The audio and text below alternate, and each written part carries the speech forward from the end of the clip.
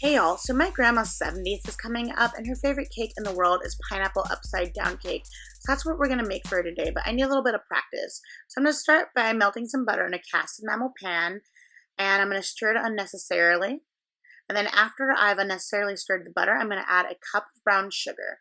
And you're just going to want to incorporate that to the butter until it becomes a caramel-like texture. And I forgot to put this in the beginning, so I'm going to do it now, and I'm just adding some Myers rum after I've mixed that in.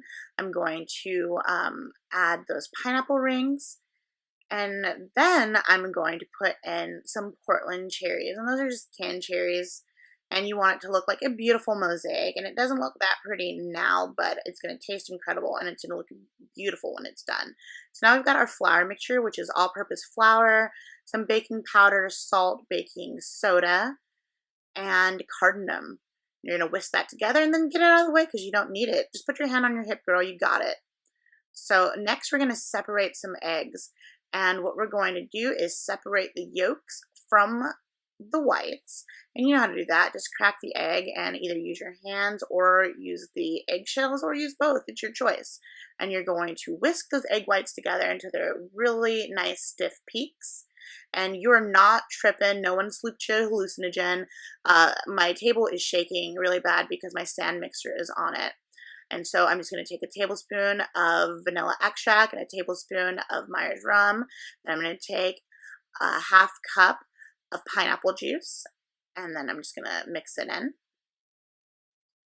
And next we're going to add some brown butter. And you're going to make sure you get all those milk solids. So you're going to shake that cup like it owes you money and just make sure you get all of those because that's where a lot of the flavor lies in this cake. So we're just going to go ahead and we're going to whisk that together until it is the texture of kind of like a Bisquick pancake mix. So you're just going to get a nice forearm workout by whisking that together. Or you could use an electric mixer, but you don't need to. Taste test for quality control. It's delicious. So now I'm going to grab those egg whites and I'm going to fold those in. And you're going to want to use more common sense than me and move the whisk out of the way because all it does is make things more difficult than they need to be. So after you scraped out those egg whites, if you forgot, take your whisk out. And now let's start folding them in. And you don't want to mix it. You want to fold them into each other. And that's going to make your pineapple upside down cake a little bit lighter. It'll have more of a chiffon cake texture rather than your traditional pineapple upside down cake, which tends to be more like a cornbread texture.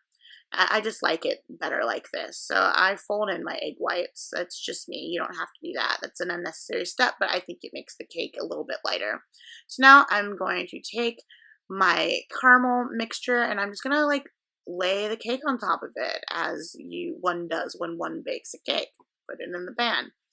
And I'm going to scrape it and make sure I get all that goodness. And then I'm going to toss it into my preheated oven, which was heated to 400 degrees. And I'm going to bake it for 40 minutes.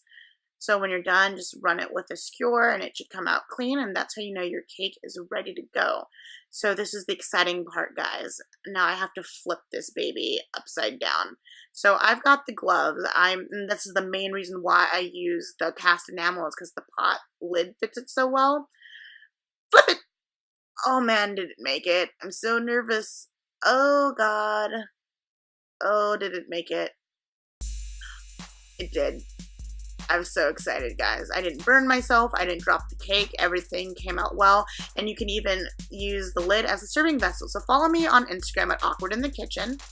And if you haven't done it already, go ahead and subscribe. And I want to send a special shout out to Helen, my grandma. Thanks for being so cool.